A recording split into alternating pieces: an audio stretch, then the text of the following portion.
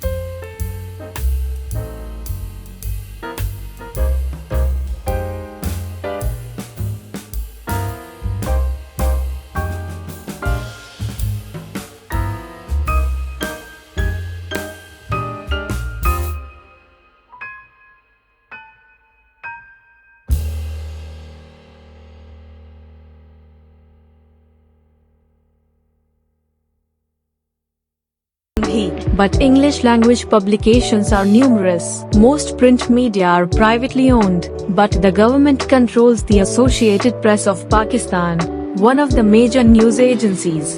From 1964 into the early 1990s, the National Press Trust acted as the government's front to control the press. The state, however, no longer publishes daily newspapers.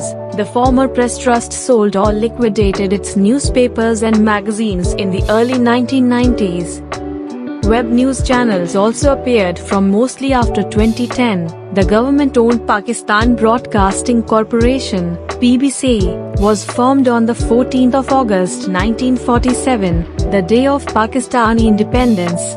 It was a direct descendant of the Indian Broadcasting Company, which later became All India Radio. At independence, Pakistan had radio stations in Dhaka, Lahore, and Peshawar.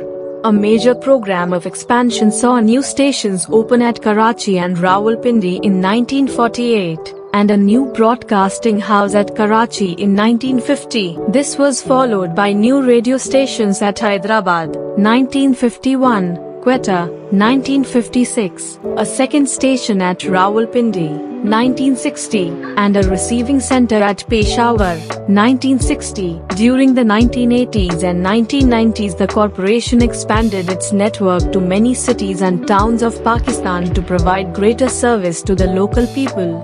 In October 1998, Radio Pakistan started its first FM transmission. Today, There are over 100 public and private radio stations due to more liberal media regulations. FM broadcast licenses are awarded to parties that commit to open FM broadcasting stations in at least one rural city along with a major city of their choice. Electronic media.